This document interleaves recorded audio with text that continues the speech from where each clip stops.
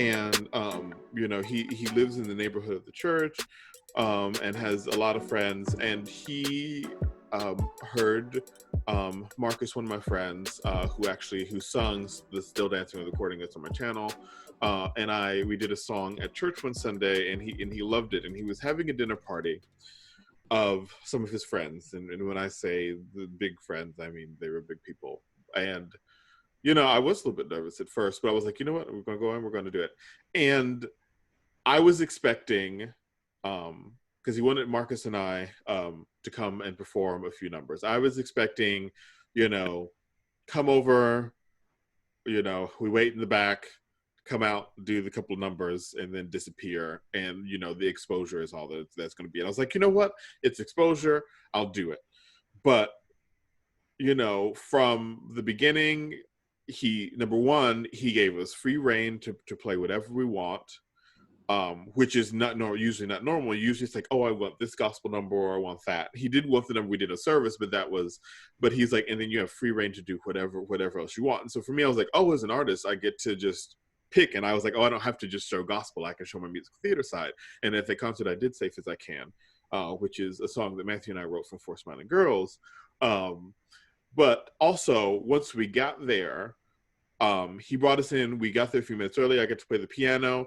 He showed me around his apartment, and we're talking an Upper East Side apartment. He was telling me about his art, and both of us, and then as the guests came in, he made specifically sure to personally introduce me to each individual person and include me in the conversation, and treated me like I was a guest, just like the rest of them. I got hors d'oeuvres, and I was invited to stay for dinner, but ended up having to go for something else. And it was, and I was able to also just perform, I felt like, what was a full encompass of myself, not just that one thing that they always want to hire Black people to do. And they truly enjoyed it. They had conversation with me about it. It was the first time being in a room with, might I add, they were all white people, very rich, but all white people, that I felt actually accepted for just being an artist. And he was the one that created that atmosphere.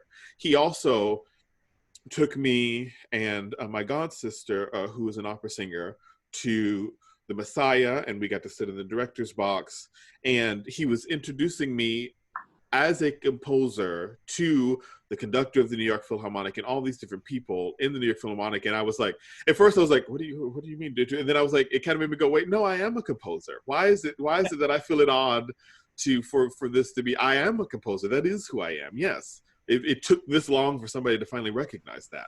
And there are people out there that are doing it right. I just wish more people that have money and make money and do just fine by doing it right. They don't lose any money, they just do it right. And there's something to be said about, karma, and, you might lose a few things here and there, but if you act just in the world and you do things the right way, usually you do pretty well. Yeah, I mean, you were just talking a few minutes ago, you were talking about, the prospect of you or other artists having to walk away from or sacrifice or lose out on certain opportunities because of your own sort of core values, and so why shouldn't people who hold more power, whether that's racial power, financial power, any of these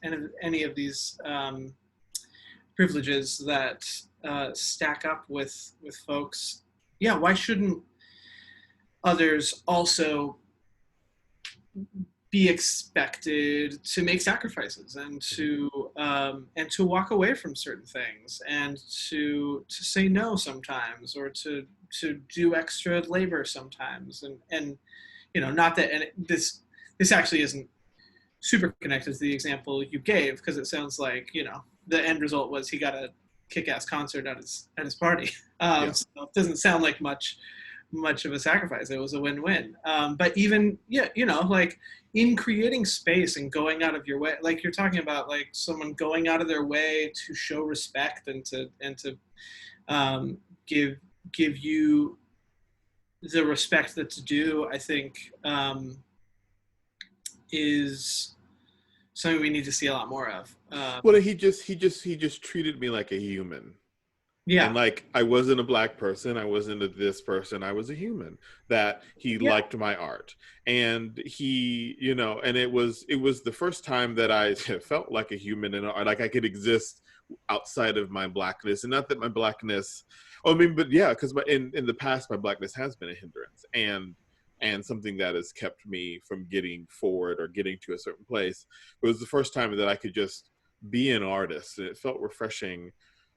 And to also say that he's very successful, and it's like I see it happening, so there's even less of an excuse as to why others aren't doing it. Like, yeah, I know it's possible. I've experienced it firsthand. yeah, yeah. What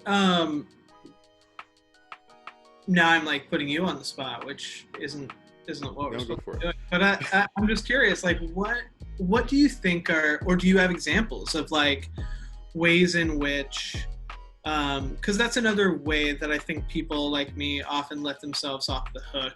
I'm like, well, I don't have any money. Like, Yeah. I'll think like, I don't know. I have a nonprofit salary, and I don't come from money, and so what can I do? It'd be great if I could just go be a producer and throw money behind projects that I believe in, and be a champion for things. But I can't do that. What can I do? Like, what do you have any examples that have really meant something to you uh, about maybe, yeah, like a redistribution of power, or like a lack of power hoarding that someone has done, um, that hasn't involved money. I mean, money talks. I'm not saying. It does, but it does talk. That's a good question. I mean, I don't necessarily, not that I can think of off the top of my head, do I have any examples? I will say that, um, for instance, and to be honest, I would not have this particular job. I wouldn't have the job at the church if it wasn't for Kathy being a black. Like, if she hadn't been a black pastor and been there, I wouldn't have got the job at the time. But there's something to be said about, she just like any other pastor would have had a decision at that point. Um, that because at that point I hadn't necessarily finished my degree, and I was the only candidate that had worked in churches for years. um, and one of the biggest things is she wanted somebody that it wasn't just a gig, that it was, that they felt like a part of the culture. And she was able to see that in me, and also as a black person have confidence that I wasn't going to, because all the churches I've worked in too have also been black, so or except for one, and have the confidence that, because I think a lot of people, not a lot of people, some people at the church, some of the older people in the church were afraid that if we have two black people on top, um, that it'll just turn into another black church. It'll just turn into a black church, and that belongs in Harlem, which that is racism. But I feel that everybody is happy now at the church. I feel that everybody has come. Do we? With that said, one of my choir members always makes the comment that we do more spirituals at our church than they do in Harlem.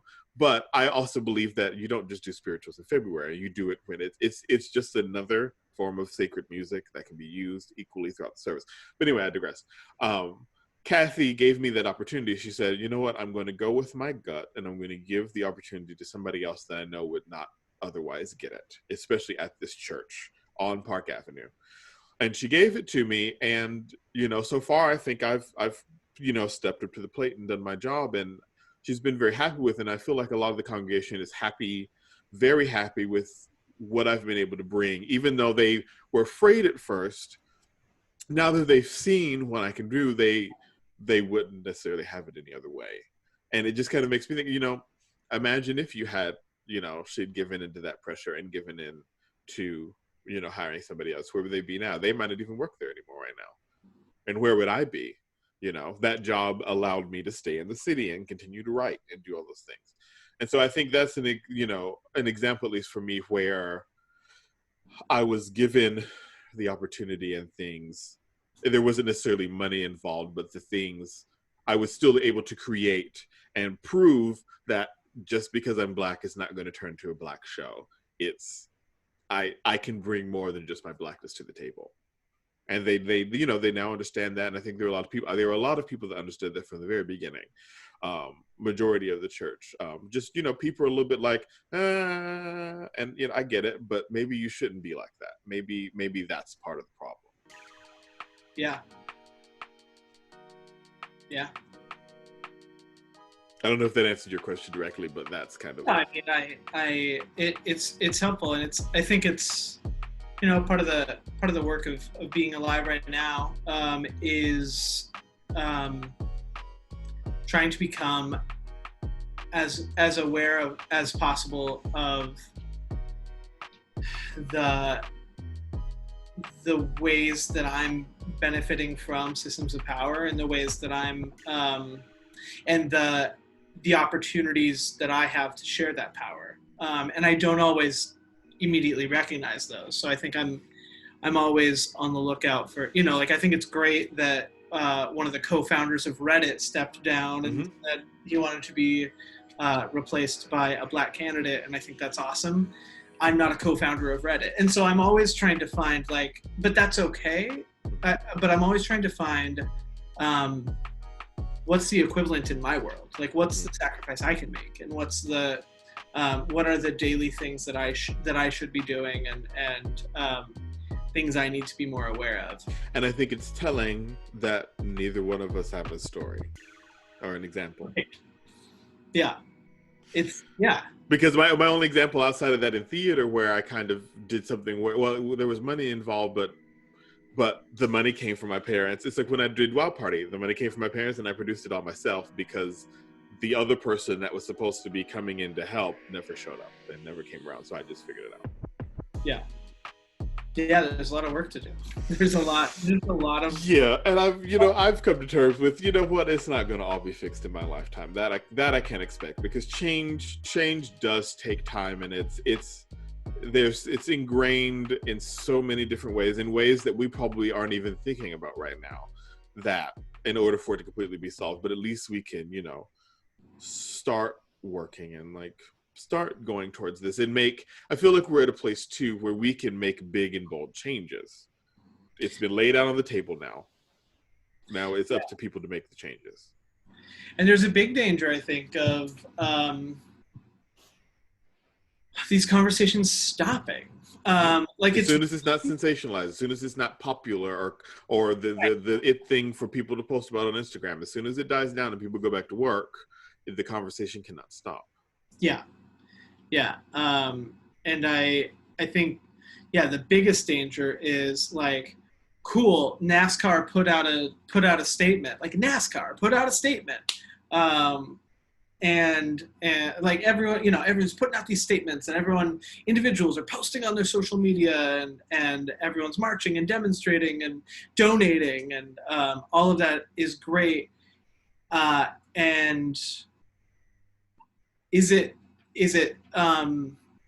going to be a flash in the pan? And I think it won't be, but only because we're not going to let it be. We have to keep doing the work, and we have to stay vigilant. And I think, all of us who are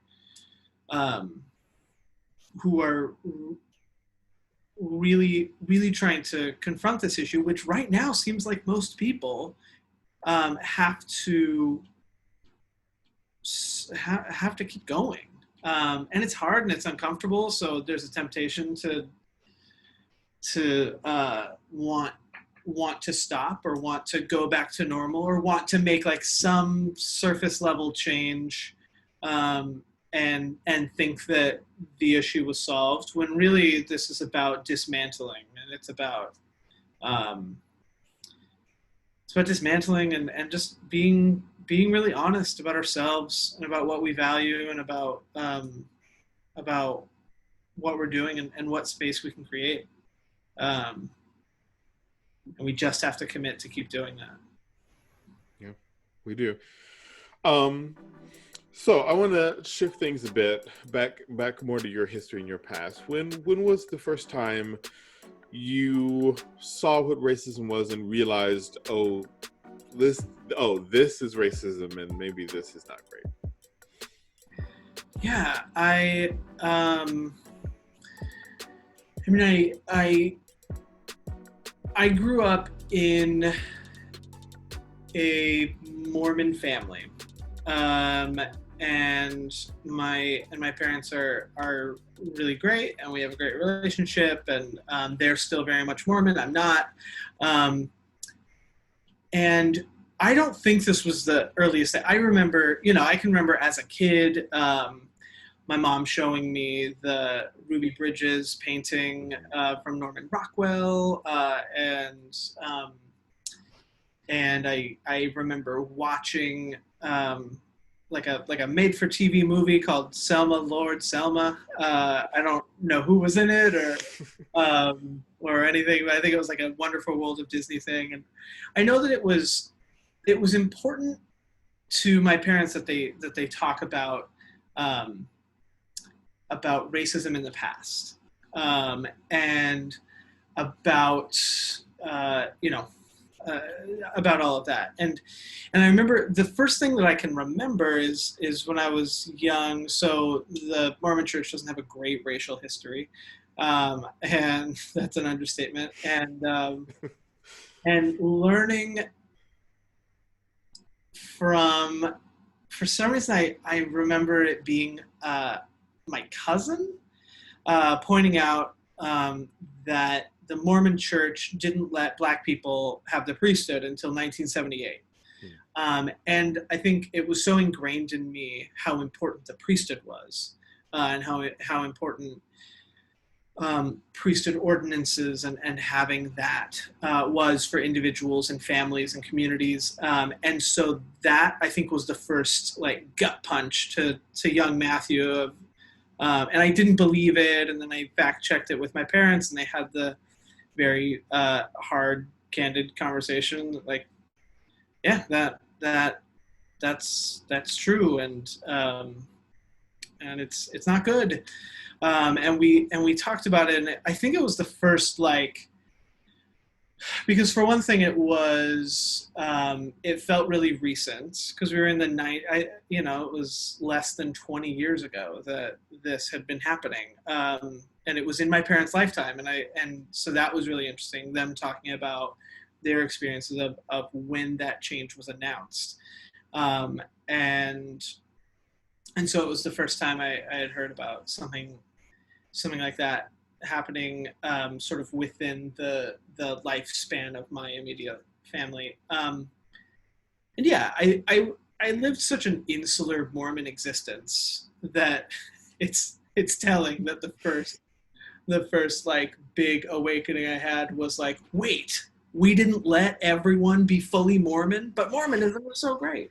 And, Sounds like a line from Book of Mormon. Yeah, little did I know all the other things that had been going on. But yeah, that was like the first thing that was, and it was so systemic, and it felt like such a betrayal of like this church that I loved and believed in and valued.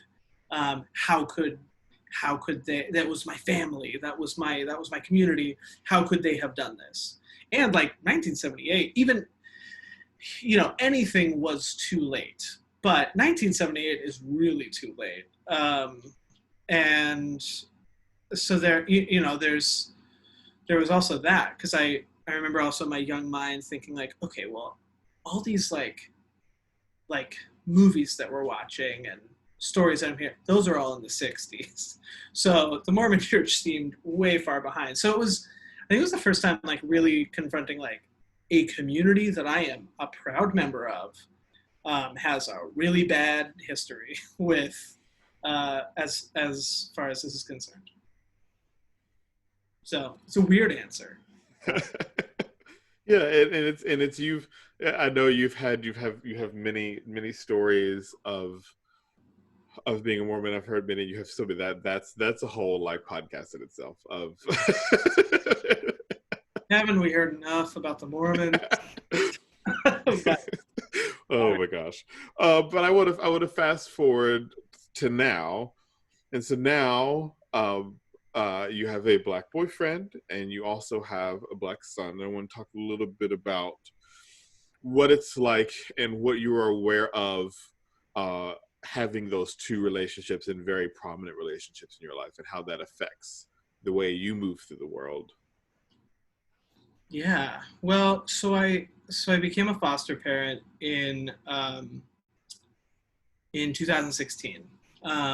And it was again connected to Mormonism. It was for a young man who I knew when I was a youth leader um, in the Mormon church in Harlem. And so I knew him, and he was in the foster care system, and was in need of a good home, and that became apparent over the course of a couple of years. Of we had lost touch for a few years. I wasn't Mormon anymore. We reconnected, and it became clear that he just needed a home. He needed a home that was safe. He needed a literally a home. He needed a place to live that was safe, and that felt secure and comfortable, and that felt like something that I could and should and needed to do. And so I went through the process of becoming a foster parent. I was young. I was in my 20s, and I had actually just sort of gone through this big life change myself. And I had come out of the closet, and I had left the Mormon church, and so my life was wild at the time. But it was just something that was necessary. And yeah, so he moved in, and it became a very familial relationship. Well, it immediately was overwhelming. It immediately was more than I realized it was going to be. Just in the sense of having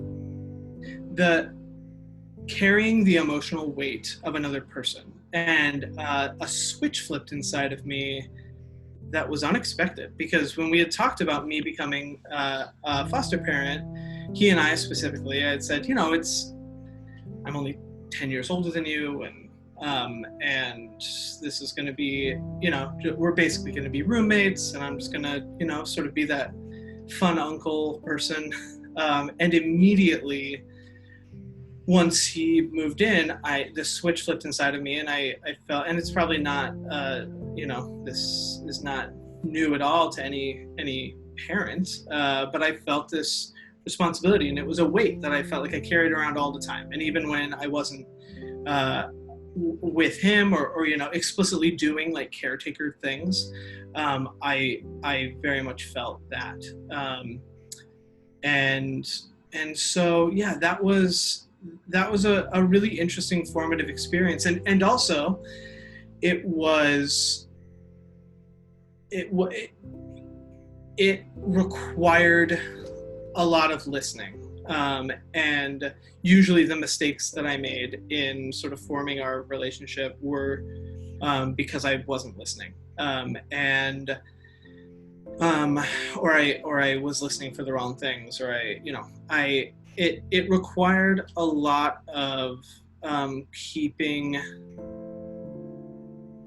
a lot of sort of holding myself back from reacting to certain things until I could really understand his perspective, because he had lived a really different life than I had.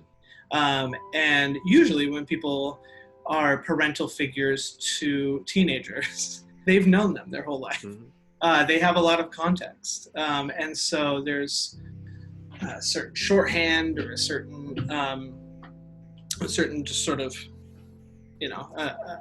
shared context. And we didn't have that.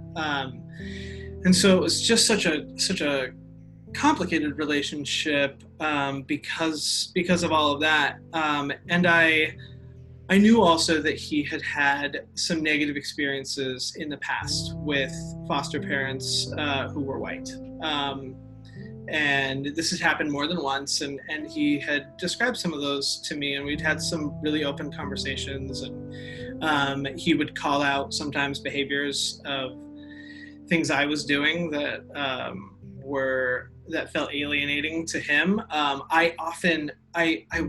He would say things to me that I needed to ask him for more context so that I could understand. And so it also wasn't easy for him. We both were fighting this uphill battle to understand each other, because we were trying to form what was this unusual family unit. And so it was interesting because I didn't always, and I don't know that I should have or not. It's a thing that I'm, still trying to understand and grapple with as I look back. But like, I didn't always center race in our interactions. I didn't always, and I know that he, growing up as a young Black man in America, in New York City, he couldn't ever not. He didn't have the luxury or the privilege to not take into account that reality. And so while I was always listening, it wasn't that thing that's at the forefront of my mind. And it was something I needed to learn to look for, and I needed to learn to listen for. And it made me a better person. And it helped both of us to form a really strong bond for a number of years. And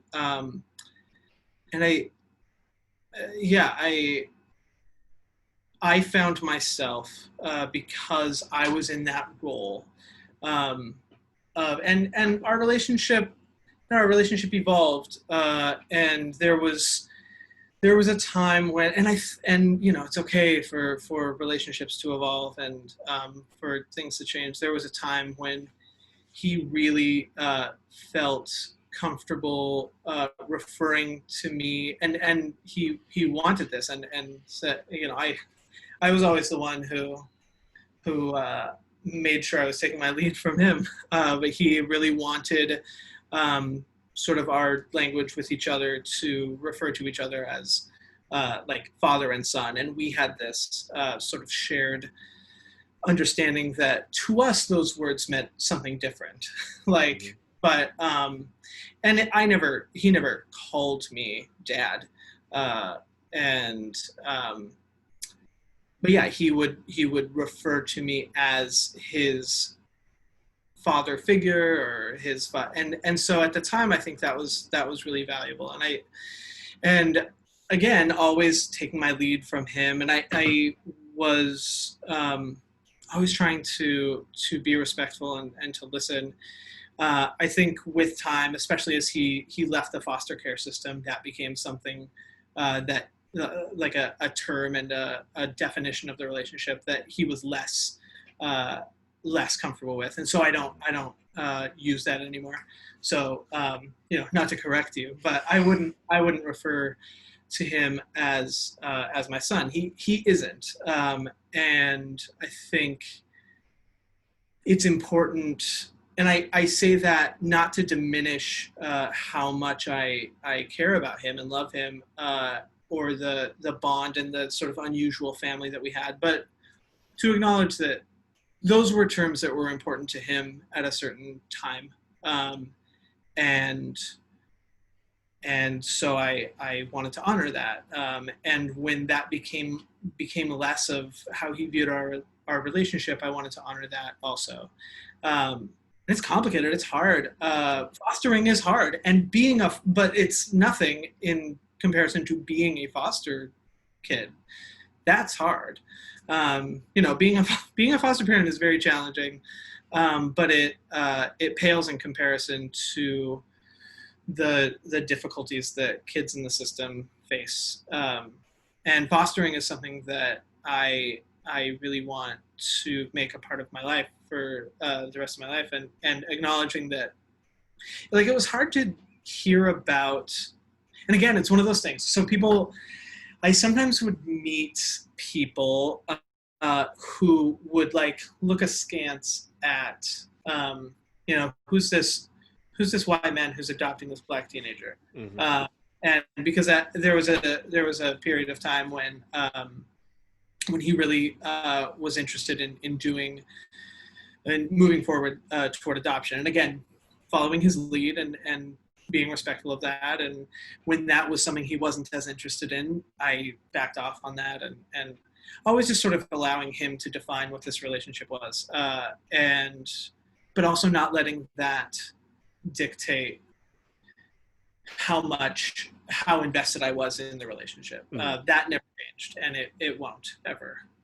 But being respectful of what he wants this relationship to be. So anyway, people sometimes would sort of give some side eye to like, who's this white man who's adopting a black teenager? And again, immediate defensiveness, and then I have to examine that and question that and calm the hell down. And because I think that, again, that doesn't come from nowhere. That question doesn't come from nowhere. It comes from the fact that those relationships usually don't go well. And again, it is often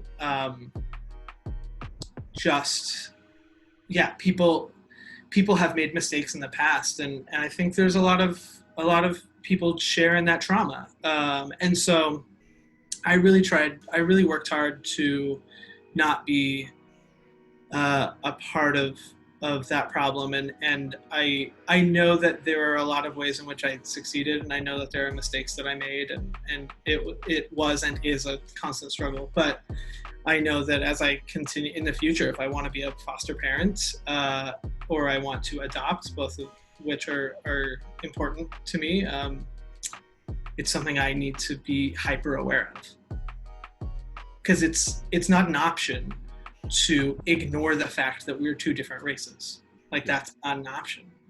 And I can confidently say I never did that. I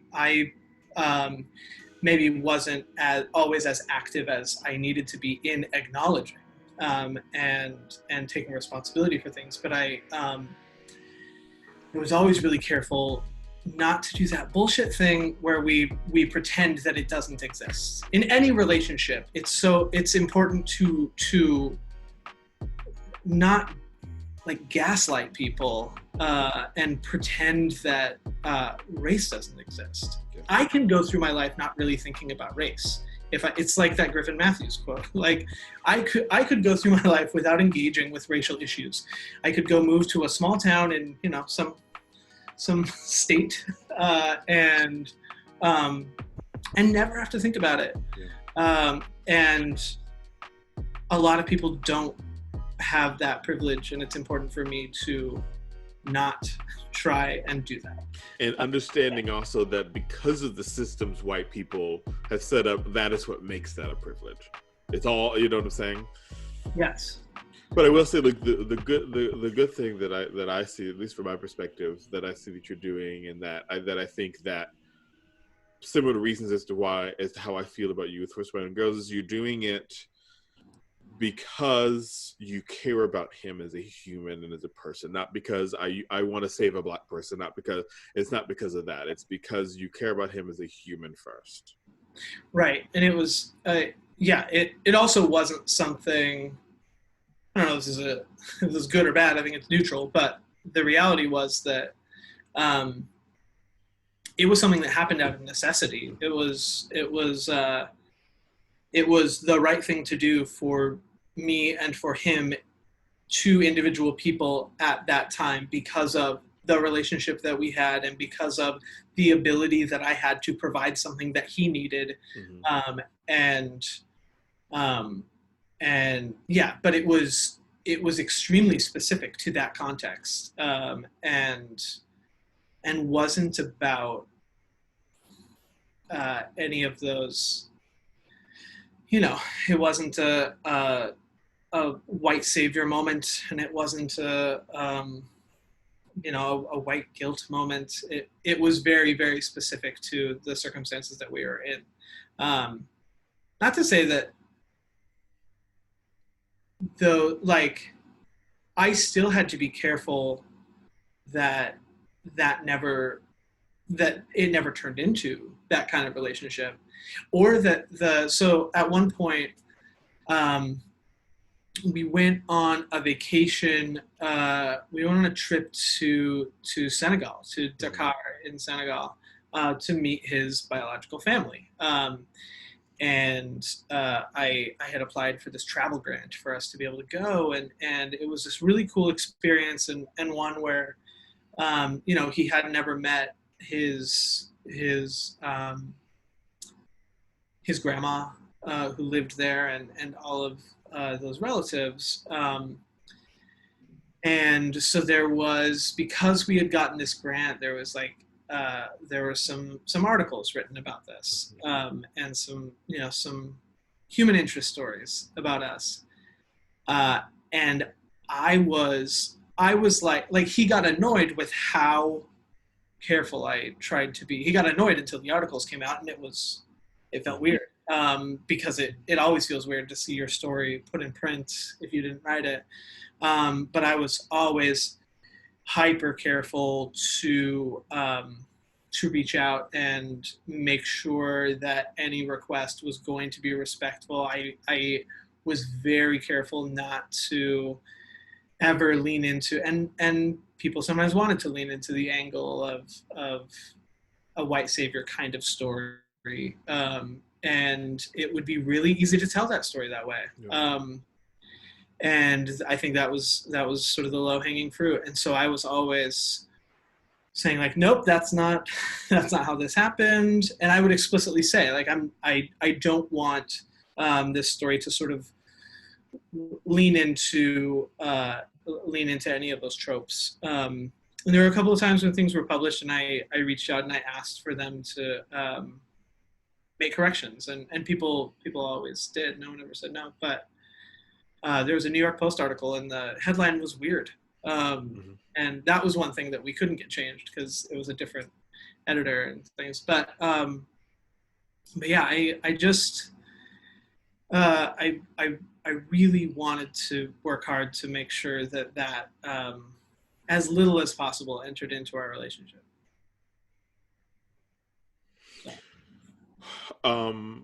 So with those things said, is there anything that you've learned in that relationship that you transferred over to your relationship with Brandon, who is your boyfriend? I just think in general listening, but that, that's good for any relationship. Yeah, it's important. Brandon laughs at me sometimes because sometimes he thinks I'm being too careful, or he sometimes rolls his eyes at my overly woke white guy language. And so that's good and refreshing. It's good to have someone keeping me in check about being overly solicitous, and because I can come off as patronizing, and it can be alienating, and it can stand in the way of just having honest relationships. Yeah, again, it's something that I have to remind myself that while race doesn't always have to be at the forefront of my mind, for survival and success in this country, that's not the same. He doesn't enjoy the same thing, and I hate that. But I can't change it and have to acknowledge it. So again, it would be absurd for me to pretend that we don't have very different backgrounds. And it would be insulting, and it would, we probably would not still be dating. But it also doesn't define our relationship on the day-to-day. Like it certainly enters into it. I think we both are curious and respectful of our very different backgrounds. I try not to ask him to explain everything to me. I try to Google stuff when I can. But also I don't shy away from just asking him things about his life and about his experiences. because that's what you do with someone that you're in a partnership, and so that I think is very normal to any relationship. But yeah, it is something that is a reality. But most of the time, like, our reality is like, we cook dinner and we decide what movies to watch, and we like, that's most of what our relationship is just sort of enjoying being with each other. And if we love each other, we have to love everything about the other person. We have to acknowledge and value all those things. So yeah. Yeah, it really is about, and I think that's for me, that's, I feel like, all, at least I want as a Black person, is to be, acknowledged for what I am. And it that kind of goes back to, it's like, when people are like, well, I don't see color, it's like, man, that's not what, no, it's not the point. It's like, I want you to see, because the color is a part of who I am, and it is what I am, but I don't want you to judge me first for it. And I think that's what we want, is like the relationship where it's like, it's just about being with each other, just about being in a relationship and being friends and being humans first. Yeah. And instead of about, oh, I'm a white person with a Black person, or I'm a Black person with a white person there. So, and there are things I'm sure you both thinks about, I'm sure there are things that he thinks about on a daily basis, but eventually I think that's where we want to get to, where we can just be and exist and not have to think about race all the time. Yeah. Yeah. What would you say your hope is for the future and everything going forward? Oh God. I mean, I had one of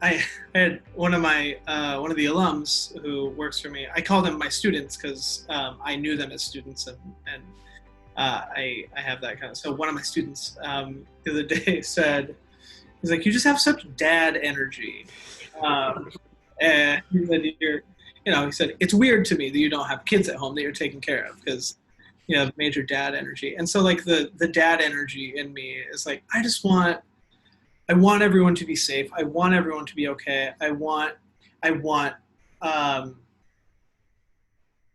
first and foremost, I want people to be safe and healthy and happy. And that starts with the people I love, but then grows out from there. But I mean, I'm becoming more radicalized by the day. But I want us to, if not toppling and burning down all the systems that exist, that are sort of perpetuating these inequities and perpetuating violence and perpetuating health crises like this, and like, if not tearing them all down, really examining all of them. Tearing down probably most of them, but I think I really taking a look at, and it's something that I want us to do for every institution that we come in contact with, to do what Minnesota is doing with their police department right now. I want us to really take a hard look at what we're doing. I want us to not go back to normal. I want us to fix stuff. And I want to be a part of that solution. And I acknowledge that will require work and sacrifice and being uncomfortable on my part.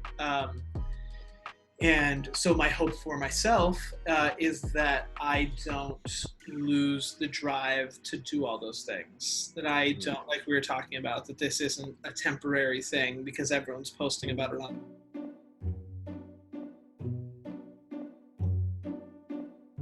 Oh, you froze. I don't know if you can hear me. Yeah, Oh, you froze. You were about to say that you hope this doesn't happen on social media, I think. Am I here? You froze. You're back now. I'm back. Okay. Yeah. So I hope that I don't that I don't waver in my commitment to all these things. It's easy to get distracted. It's easy to get tired. It's easy to sort of give up hope. And I hope that I don't do that, and that I continue to hold myself accountable for doing this work. And I just want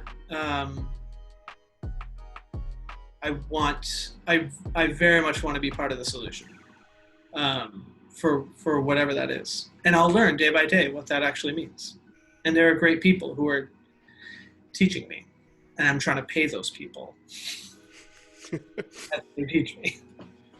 That's important too. We gotta just like buy people's books, get them money, and we gotta buy people's art. We gotta pay people for the good work they're doing. We're all learning so much, and people should be paid for teaching us. Yeah, I agree.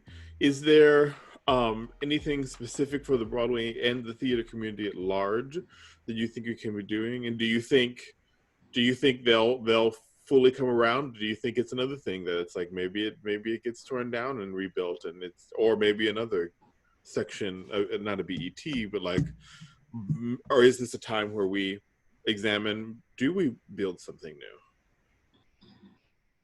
new? Probably all of it.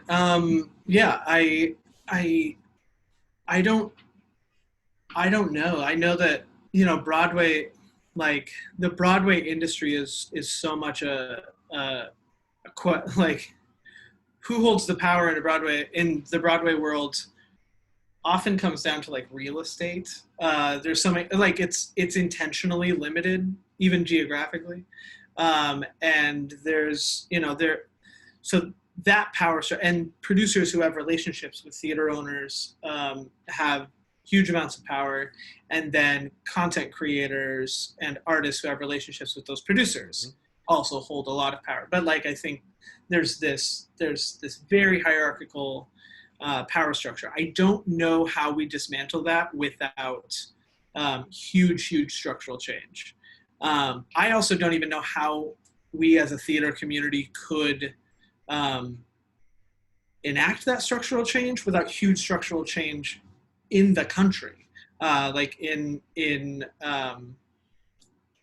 the way our system is working. And I'm not an economist, so I sound like an idiot, but so it's hard to know macro what to do, largely because I don't work at that level. I'm not on that level. I think there are some really great people who are on a micro and macro level identifying action steps. Keeley Gibson and someone else, an artist of color. They're creating and surveying theater artists of color about sort of what should be the list of demands, essentially. And so I'm eager to read that and see sort of how I can support and amplify that. So this is a long way of saying I don't know. It's more than it's more than like, well, Hamilton's on Broadway, so Broadway solved racism. I think we keep thinking we've arrived, not just the theater community, but just people. There was a year where Hamilton and Shuffle Along were both on Broadway, and everyone got very excited. And look where we are now. Things weren't solved. So it's beyond just what gets produced. It's beyond who gets cast. Both of those things are important. And it's how and who does it? Who does the producing? Yeah, and it's who holds the power. And it's about audience. It's about how can this be an art form that is accessible to a wide audience, whether those barriers are cultural or financial or XYZ, all of the above. What efforts are being made to correct for that, and to make Broadway, if we want Broadway to be sort of the pinnacle of American theater, it needs to reflect the American people. Mm-hmm. Oh yeah, and I think too, some people don't understand is that I have always kind of had the feeling is that the best theater has never been on Broadway. The most commercial theater has been on Broadway. The what sells the most has been on Broadway, but the best theater has never been on Broadway. Even though I feel like people outside the Broadway community and people outside of the writers feel like, oh, Broadway is the best. It's like it's not necessarily the best. It's very good and it's very high quality, but it's not and when I say best theater, I mean theater that not only is structurally and written with the highest level of what is the word I'm looking for? With the highest level of technique, but also can implement a big change in people, can make people feel something and want to change something about themselves because of the piece they saw. And there are a lot of pieces on Broadway that can do that, but some of the best theater, some of the theater that's made me think actually about myself and about the world has not been on Broadway. I often find myself on Broadway looking at the spectacle, not at the show. Yeah, well, and I agree. I think most of the best theater I've seen in the U.S. has been regionally, has been off Broadway, has been downtown. But then we got to really ask ourselves some hard questions about how we can help the artists who make that work make a living wage, because it's not just the prestige of Broadway that is appealing to people, but it's that people want to save for retirement. People need to make money, and so how can we pay artists a living wage and take care of artists so that kind of less commercial but very important work can thrive and isn't and so that it's sustainable for artists to be making that. So that's and also making it accessible. I feel like there are so many good shows that just kind of go by the wayside, and the people that need to see them don't. The theater community see them and people rave about them, but the people that need to hear this message and need to be changed by it are the ones who never see it. Yeah, I think this is me talking out of my ass because I don't know anything, but I have a prediction that we're going to see a resurgence in we might see like a second wave of the regional theater movement in the U.S. Because it's going to take a while for New York City to rebound as far as a tourist destination, and as far as even getting the entire company in the building is a risky proposition, let alone an entire audience. So all of those considerations, and because New York right now in most people's minds is it was the epicenter of a pandemic, it's going to take a long time for people to want to come here. And so I'm wondering what that's going to mean for regional theater, and will we see more? I think once it's safe to do so, people will be eager to gather. Yes. I think that will be very good for theater. And I don't know what that will mean for commercial theater. But I think regional theater, I think there will be some really great opportunity in the coming years for regional theaters to do some exciting work. I think more theaters might pop up. I mean, again, this is me just making stuff up, but it would be great. These are some hopes for the future. It would be great if there was a decentralization of where theater's happening. Theater's been happening everywhere forever, but if we start really paying attention to the great work that's happening around the country, and if all of those producing houses and companies are taking all of these good steps also, there could be a redistribution of power that I think would be really good for the theater world.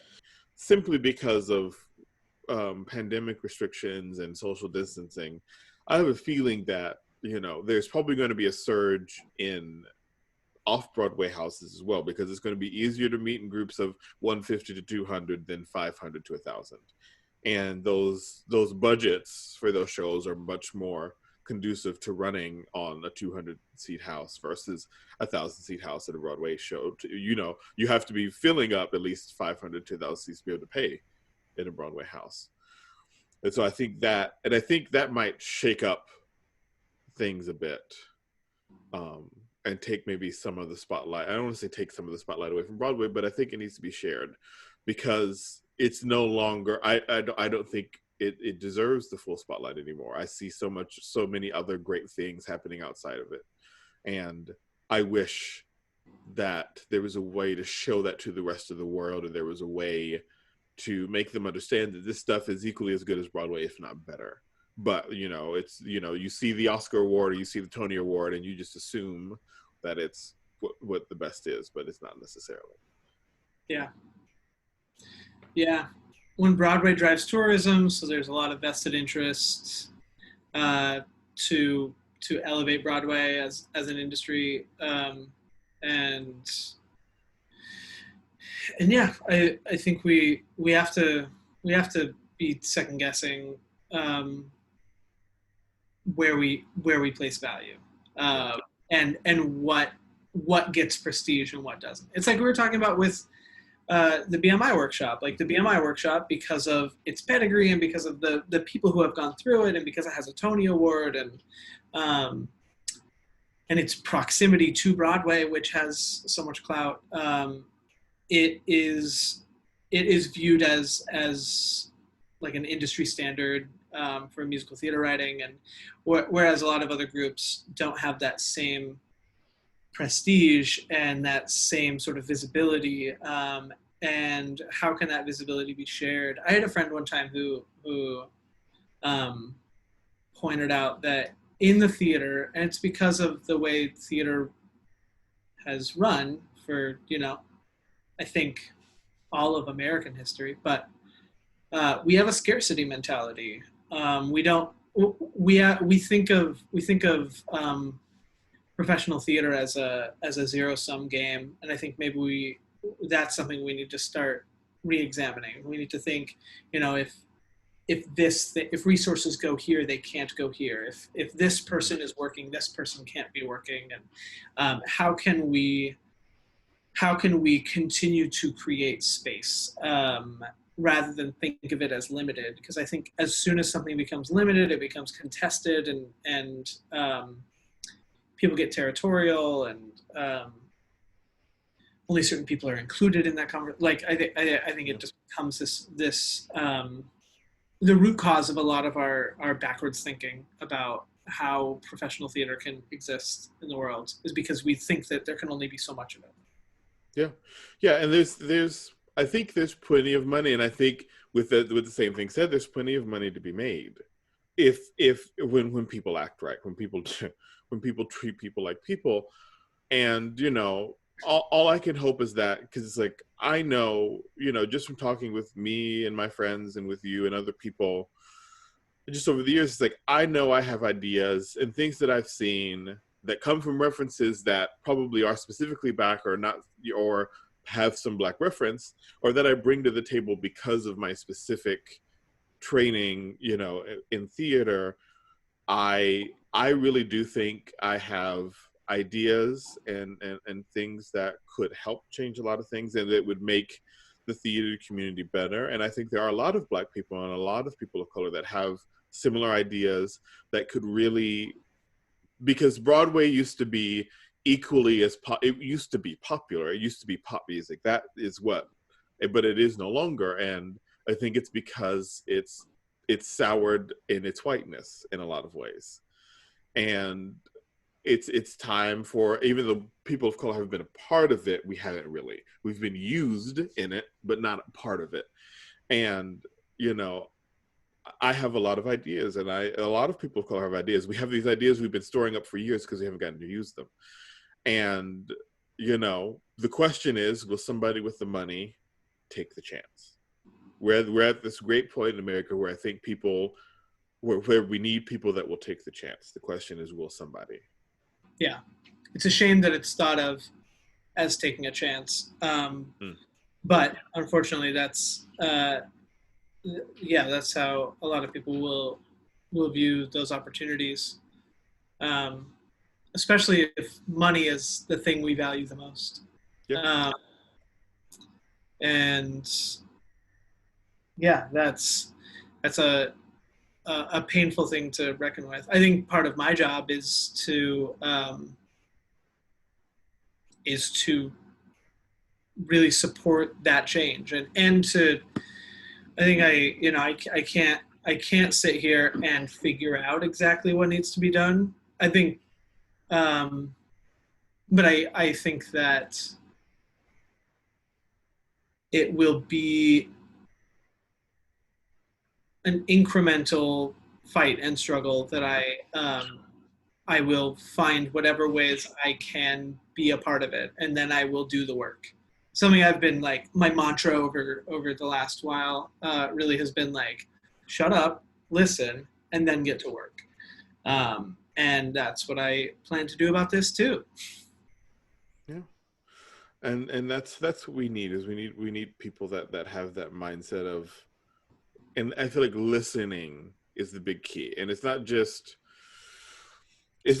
listening because we want you to listen, or because it's popular now to listen to us talk, but because you care about us as human, and you think of us as other humans, and we have a lot to say, and we haven't been saying it, and we're going to say it now. There's no shutting this up now. The camel's back has been broken, and it's wide open. And we definitely need more people that are willing to listen, and listen to what we have to say, and listen and care about it, not because it's popular, but because you care about us as people, and then help us do the work. Yeah. Everybody has work to do. Everybody has problems. Everybody has their issues. Is the work even? No, it's very skewed, but everybody has work to do, and I'm here, willing to do the work. I'm willing to work my butt off. If somebody said, you know what, here, I will support you. What's your vision? I will come to you, and I will do the work. It's just, will you allow me to? Will you hear us and listen and allow us and help us? Yeah. On that note, I want to thank you for coming and joining me today. My pleasure. Yeah. And talking about everything. And I hope that somebody somewhere will hear this and watch this, and maybe it'll affect a little bit of change somewhere. Yeah. That's what we can hope for. So yeah, thank you for having me.